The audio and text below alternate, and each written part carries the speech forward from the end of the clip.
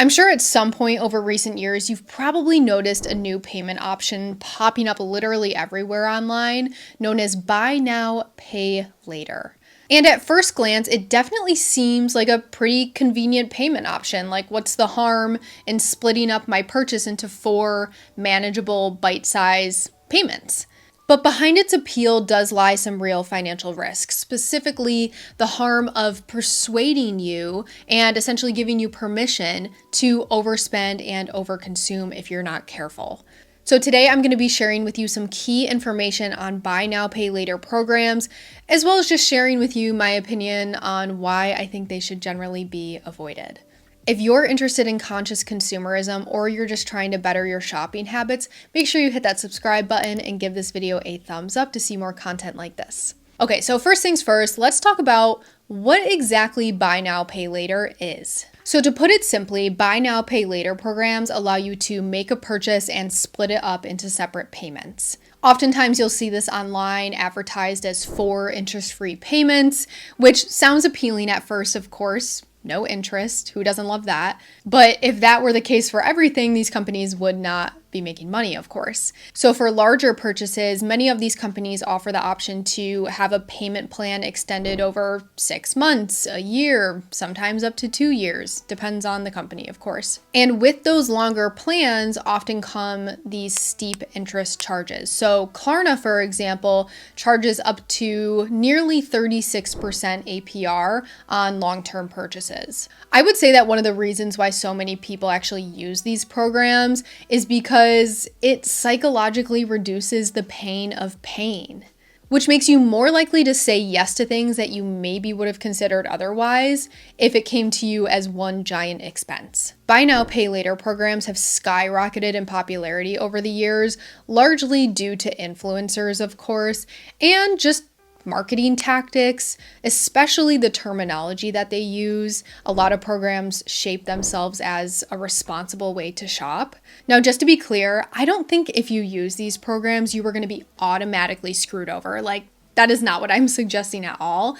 I just think that there's some interesting psychological games happening that could be particularly harmful for somebody who has maybe an overspending problem, an overconsuming problem, a shopping addiction, things like that. Which is why it's important to do your research and read the fine print, so I'm glad you're watching this video.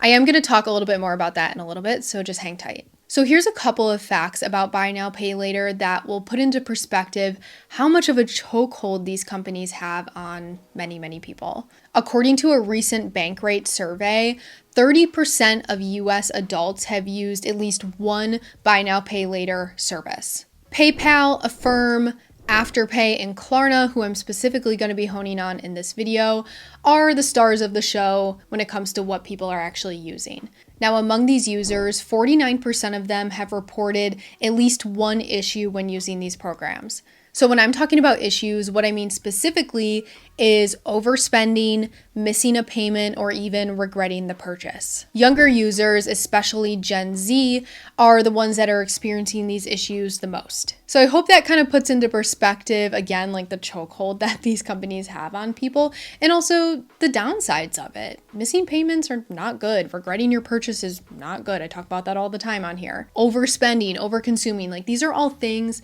that our society as a whole need to be really conscious of and really aware of.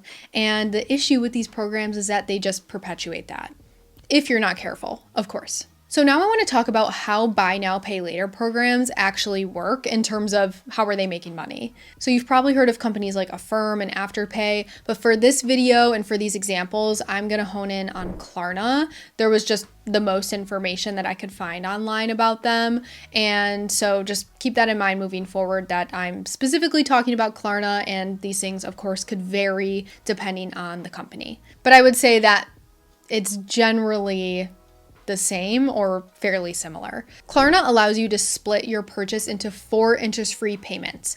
You pay every 2 weeks, and this allows you to pay off your entire balance in about 2 months. There is no hard credit check, so I could see where it definitely looks like a pretty low stakes option. But what a lot of people should probably know about these programs is if you miss a payment, you're gonna get hit with a late fee. It's nothing revolutionary, of course, but if you miss it, you have to pay even more. So for Klarna, that is a $7 late fee. Now, if you choose to do an extended payment plan option, you're paying over 6 months, 12 months, something like that, you can be charged up to 35.99% interest. And each of Klarna's pay over time loans come with their own set of fees and terms, just depending on the agreement. And there are also bigger consequences than just a late fee.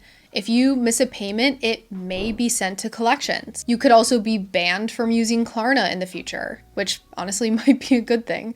Or your credit score might even be affected because Klarna has said that they do report certain loans to agencies like TransUnion. So now I want to talk about why it's dangerous, which of course I've been touching on this entire video, but let's get into some more specific details. Like I said, nearly half of buy now, pay later users have reported that they have either missed a payment or they regret what they spent their money on. And the trouble with this is that it can turn into a very slippery slope if you're not careful. One small installment can quickly snowball into 10 or 20 active loans. And I get it. The payments feel small. The money isn't leaving your account right away. So it's really easy to overspend. And honestly, in my opinion, I think that these programs are somewhat predatory, especially when it comes to targeting people who are financially stretched or people who are even emotionally vulnerable. I have definitely been there before. I have overspent so many times because I'm emotionally vulnerable at the time, whether I'm bored or sad or stressed or overwhelmed or whatever the case may be. Like, that has definitely been me. And maybe it's been you as well. No shame. We're all figuring it out together. Now, I personally have never used buy now, pay later programs because I just know I would spiral. Like, I have the self-awareness enough to be like, that wouldn't be good for me. That being said, I don't think that these services are inherently bad for every single person who uses it. Like, I'm sure there's going to be some people in the comments that are like, I use it all the time and it's great. I love that for you. I think that's fantastic. These programs are best for people who have really good discipline and who also have a clear plan on how they are going to pay it off. But that's not how many people are using them, of course. I also want to make it clear that I'm talking about non-essential purchases. I am fully aware of how messed up literally the world is right now, and especially inflation and how expensive things are. I completely understand if that is somebody's only option. I'm talking about non-essential purchases, okay? Like things that are frivolous, things that you might not necessarily need, things that are putting you into debt that you could live without. Now, I'm sure many of you have probably used buy now, pay later programs without any consequences. You did the 4 interest-free payments, you made the payment, whatever, all good. But if it's becoming a habit and you're using it frequently on things that you don't need, things that you can't afford, things that you are not able to pay off in time, or if you are even using it as a crutch to fuel your potentially unhealthy shopping habits, then there's a deeper issue at hand. And if you feel this way and you feel like you need some guidance or you need some help on addressing this, feel free to check out this video right here. It is my 4-step method to stop overspending, and that'll give you a good place to start. But at the end of the day, when it comes to using programs like this and just shopping in general, it is just about being intentional.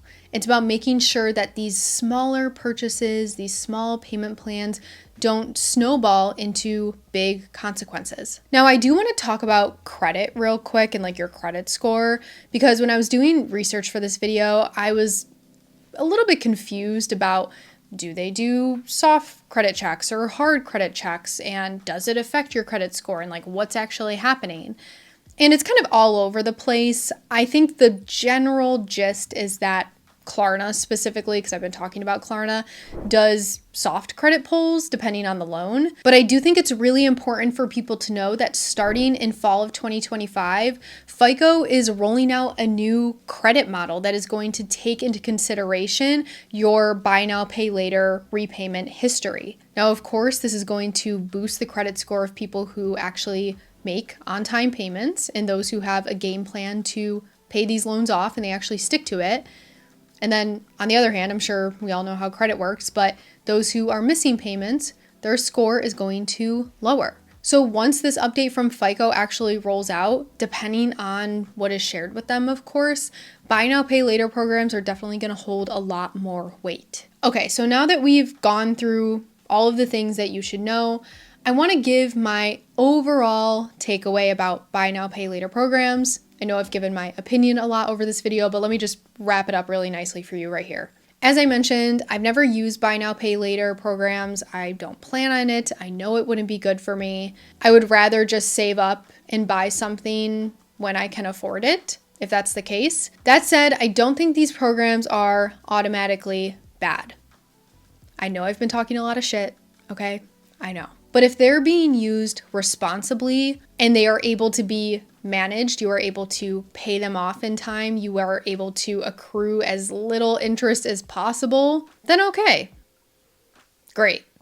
But I think a majority of people aren't using them that way. I personally stick to the belief that if I don't have the money, then I'm not going to spend it. Yes, there are exceptions to this, like big intentional purchases like buying a home, buying a car, student loans, things like that. But buy now, pay later programs obviously aren't designed for big purchases like that. They're designed to make you spend more faster. Now, if you've used buy now, pay later programs in the past, it is perfectly okay. This is not meant to shame anybody. This is simply meant to say, hey, if you have these habits, this might not be a good program for you to use. But if it's worked for you and you've been able to make the payment plans and you didn't have any late fees and you didn't accrue a ton of interest and whatever, then okay. But if you're using it to kind of feed into those unhealthy shopping habits and again, take that psychological pain of paying away,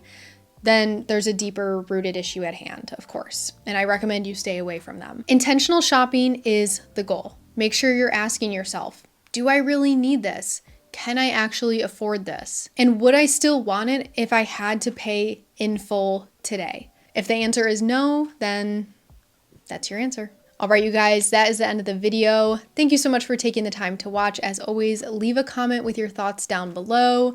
Have you used these programs before? Have they served you well? Have they not? I'm very curious to hear what you think. Thank you so much for your support, and I will see you in the next video. Bye.